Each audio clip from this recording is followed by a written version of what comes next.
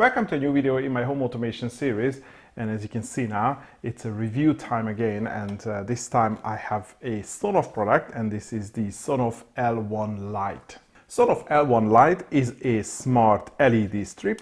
As you can see, it comes with an LED strip. It is a 5-meter RGB LED strip, so it can display white and all sorts of colors.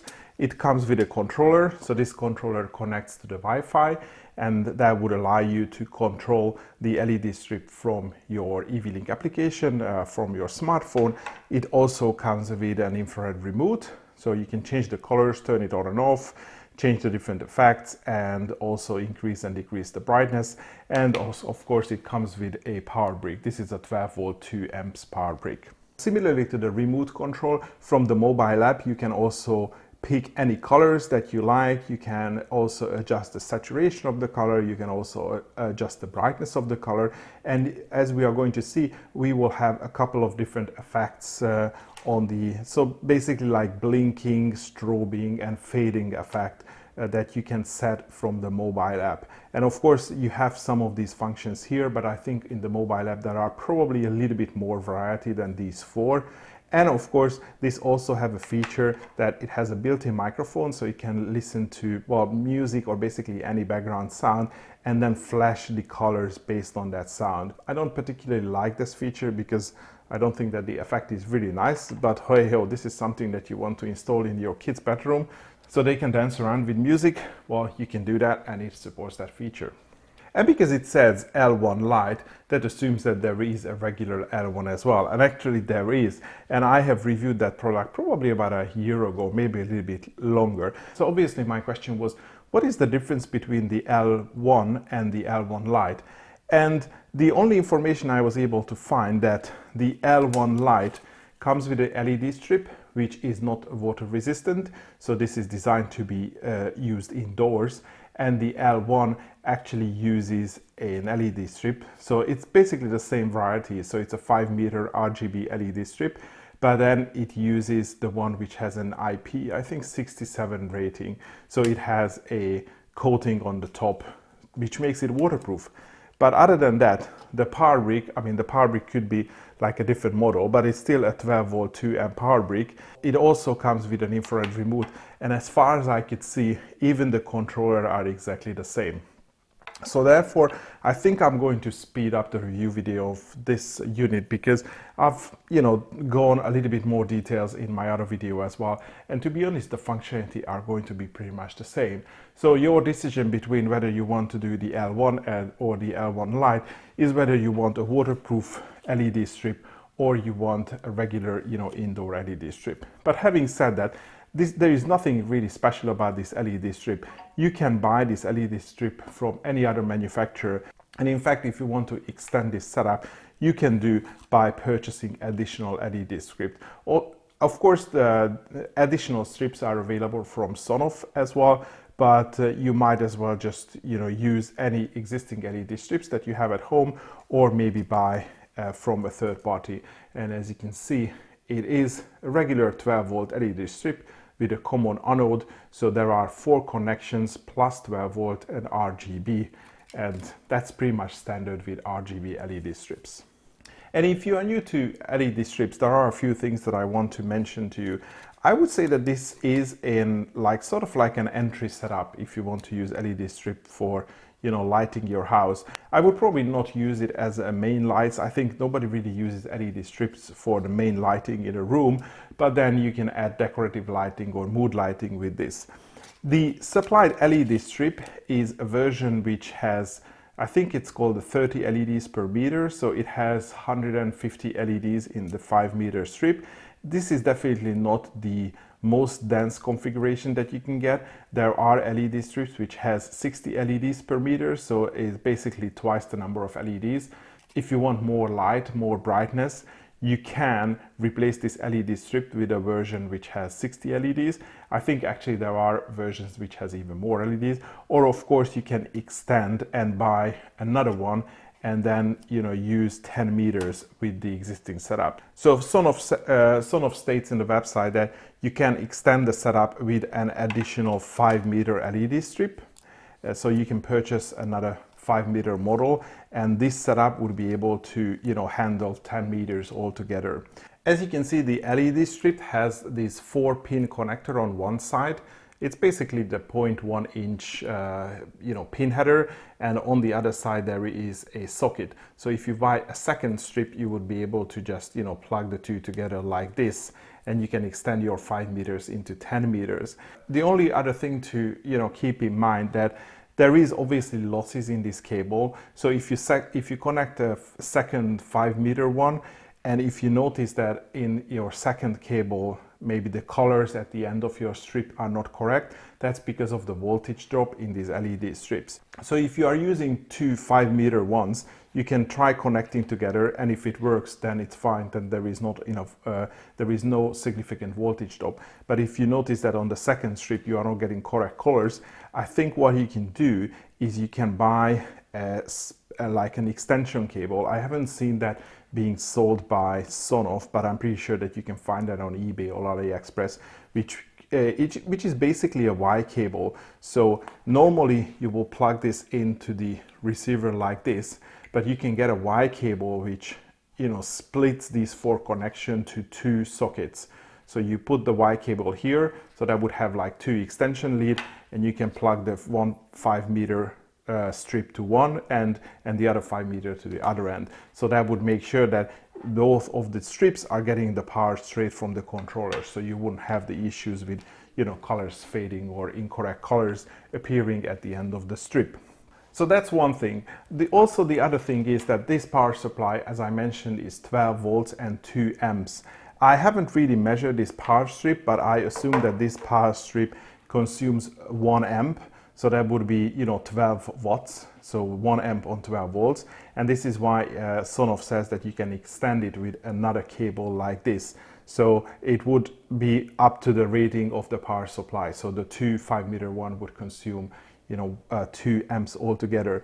If you buy third-party LED strips, just make sure that you check the ratings, because I have seen one LED strip where I usually buy my LED strip, and they supply, I think, the 60 LED per meter version, and they said that the 5-meter LED strip consumes 72 watts. 72 watts on 12 volts, that means 6 amps.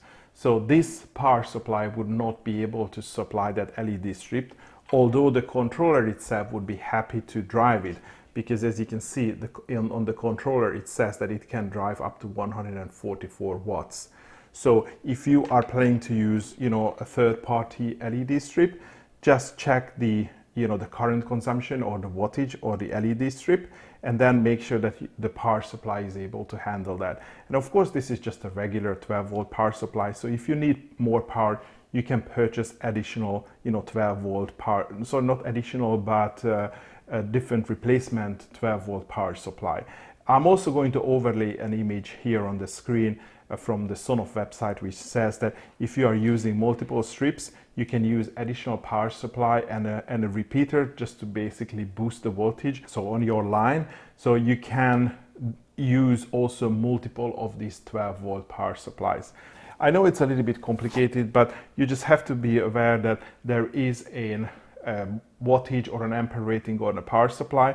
There is also a limit on the controller, and you have the different strips that consume power. And if you don't pay attention to these, then, well, worst case scenario or best case scenario, your LEDs are not going to light up, or they are going to light up with incorrect colors.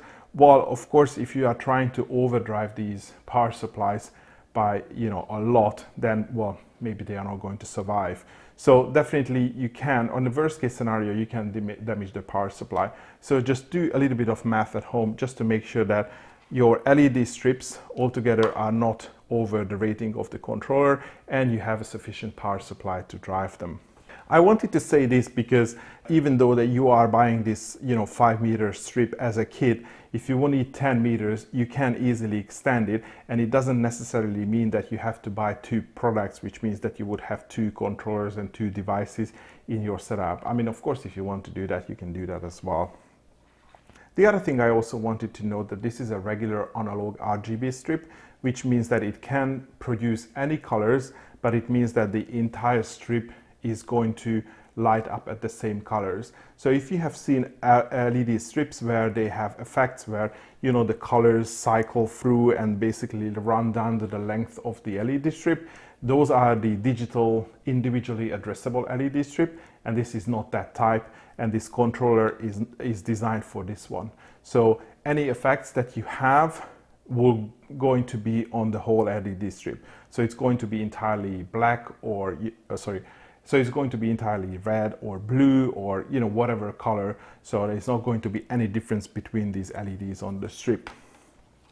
The other note on this remote, that this remote is an infrared remote, so it works just like your TV remote, which means that the infrared receiver on this unit needs to be in line of sight with the transmitter. So you have to place this unit where this receiver plug, or this basically receiver end, can stick out and receive the signal from the remote. And of course, sometimes you have to point the remote, otherwise it's not going to work. So this is something just to consider in the placement of the controller.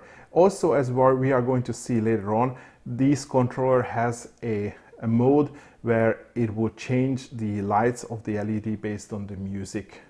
So it's like a music visualizer, and for that you can see that there is a hole here, and probably behind that hole there is a microphone. So again, if you want to use this feature, you have to place this unit where, well, it can basically listen, so not hidden in the cabinet or in your wall.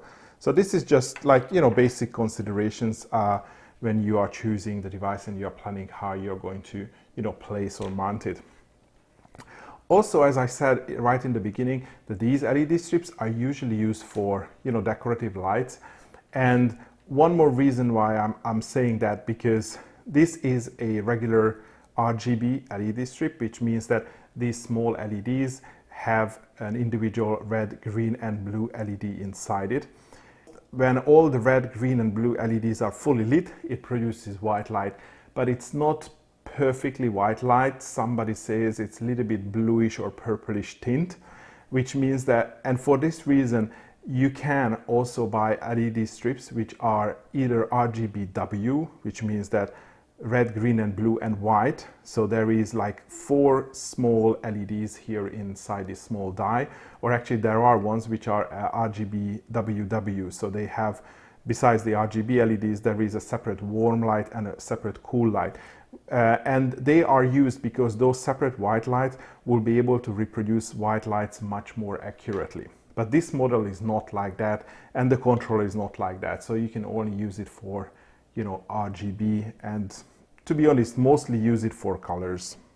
I already mentioned a lot about this device, so I think the unboxing is going to be fairly quick. It comes in this really nice stylish box, and all the different components in the box are packaged separately. So there is one for the controller, there is one for the LED strip, and there was space under it for the power supply itself.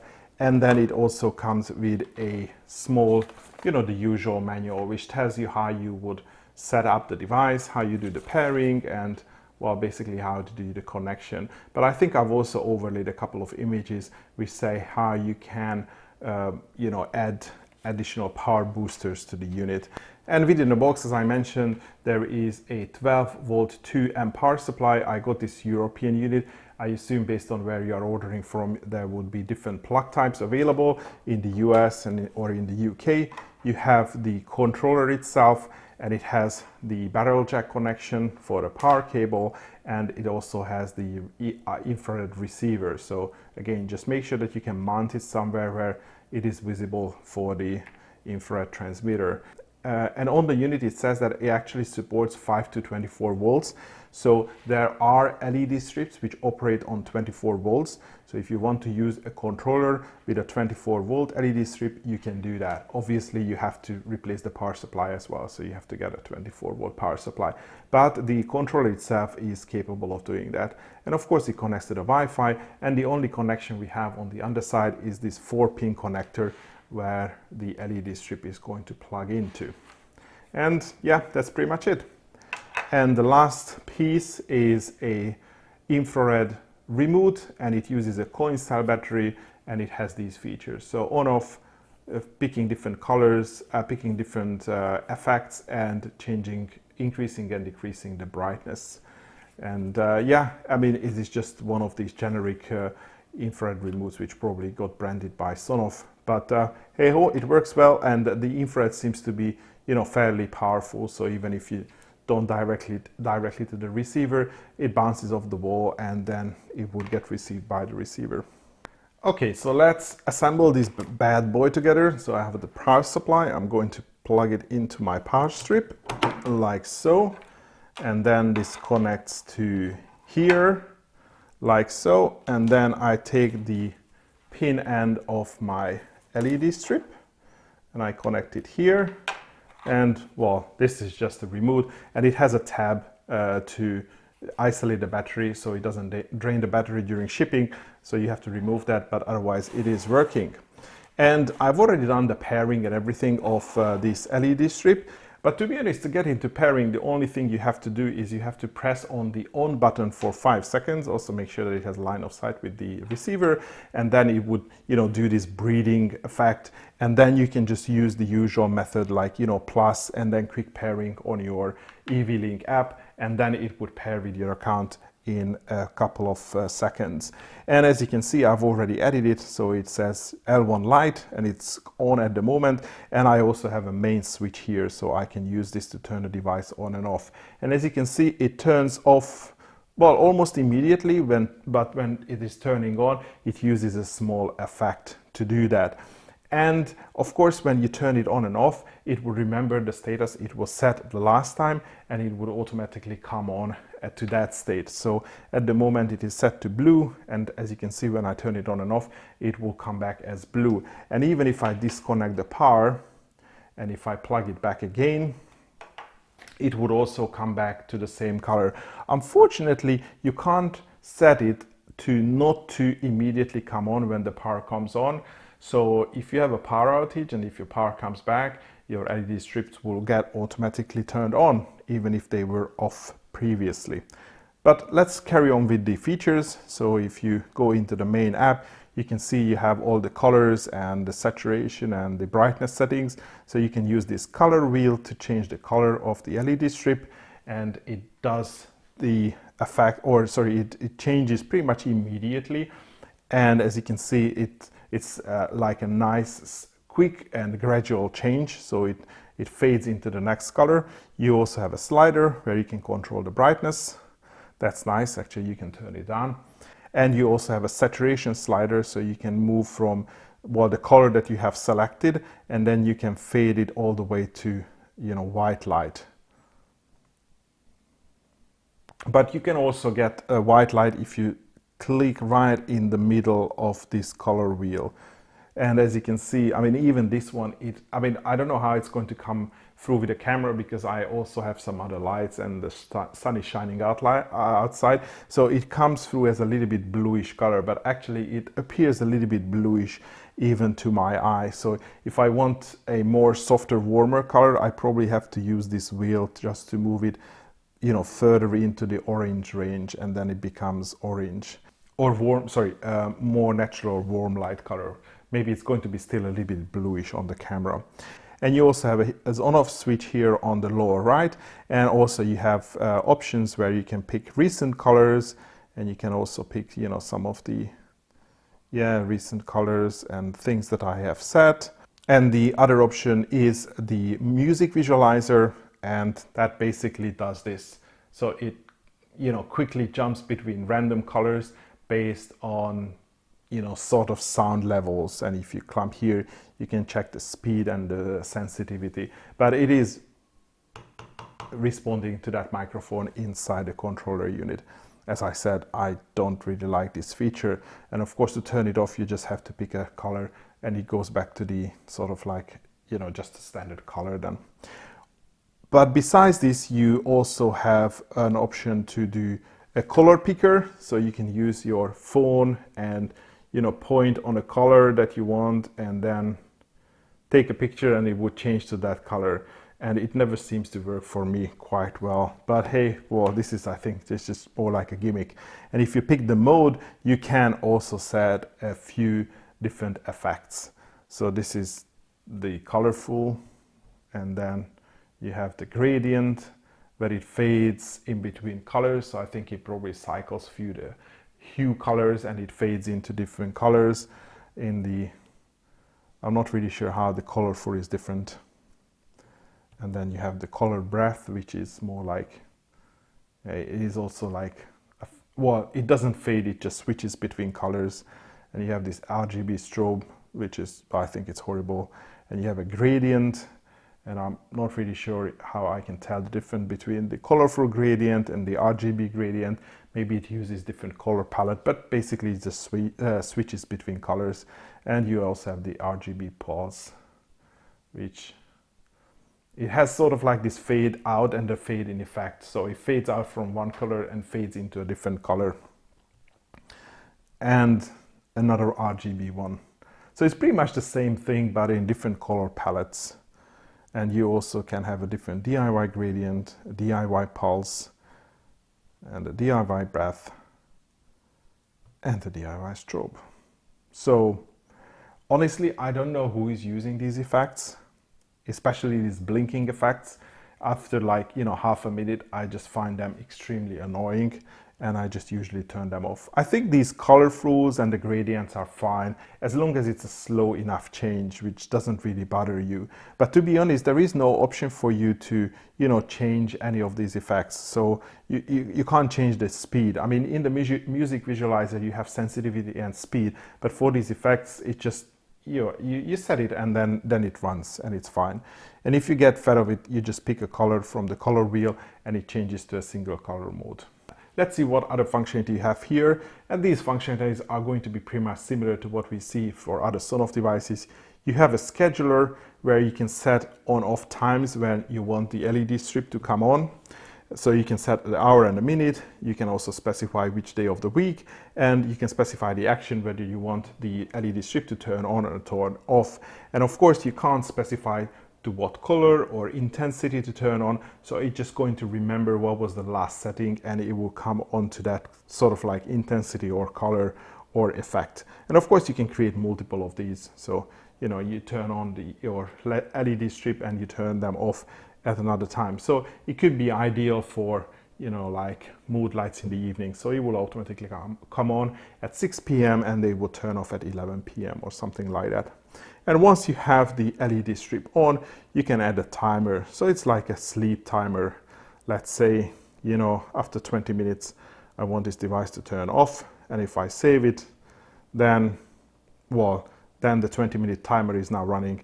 And after 20 minutes, it will automatically turn off. So this is something that you always have to specify manually. So these are the features that you get in the main app. And let's quickly go into the settings. So as you can see, you can rename it. You can update the version, and I just checked, and the original L1 is now running on version 3.4.0, so it's pretty much the same functionality that you can see here. You can change the location, so in which room the device is in. You can also share this device with other users, so they can control it in their EV-Link app as well. You can also create groups, so if you have multiple of these LED strips. So if you choose to purchase multiple controllers, then you can still group them together. So if you turn on one of them, all of them are going to turn on. But that's pretty much it. So as you can see, there is no power on state, there is no inching. So it's just basically controlling your LED strip. There is nothing other than that. And finally, what I usually do with all my product is I check on what's available in scenes. And I think you probably can guess that the functionality here is going to be fairly limited. So you can create a trigger if this L1 Lite is either getting turned on or turned off. So maybe you have another, regular Sonoff Lite, and if you use the infrared remote to turn on the L1 strip, then you can set up a scene where the L1 strip is then going to turn on your other, Sonoff Basic or Sonoff TX. So that you can do here with the trigger. So let's see what actions are supported by the L1. So it's smart device and L1 strip. And as you can see, the actions are pretty much the same. So you can only turn it on and off. So you can't set up a scene where, let's say, you want the L1 to turn on red, because well, it's just not possible, because in the scenes you can only specify whether you want to turn this strip on or off, so you can't specify a color. So I thought maybe it could be useful as sort of like some sort of status indicator. So if something happens, or if there is a motion detected outside, this would turn on like red, just to give you like an alarm. But no, you can't do that, because it would just turn on, and if it wasn't at red color before, it's not going to be red. But still, you can use it for some automation scenarios. But since we are talking about apps, and let's say if you don't really like the EV-Link app, you can also use it in the Google Home app. I linked my Google Home app with my EV-Link account, and as you can see, all my Sonoff devices are appearing on my Google Home here. So you can see the L light is here, so I can turn it off and it turns off, and I can turn it on and it will turn on. And if I go into the details, I can also control the brightness from here from the Google Home app, and I can also control the color. So the Google Home app doesn't have a concept of different effects, so you can only pick these set colors from here. So it doesn't have a color wheel, it just have these basic, well, not basic, but quite a few colors here. But again, you can pick different shades of warm light and cold light. And as I said, the color representation is not awesome. So if I pick this ivory light, it looks really blue also in real life. And if I pick this candle light, I don't know, it appears a little bit greenish, to be honest. So as I said, I think it would be ideal if you want to use it for sort of mood lights and then pick specific colors. The color representation is never going to be perfect with these LED strips. But hey ho, you can decide whether you want to use the Google Home app or you want to use your EV-Link app. But I think that would be my review of the Sonoff L1 Lite strip. If you are interested in this product, there will be purchasing links in the video description. But that would be all for today. Thanks for watching. Hopefully see you in the next video.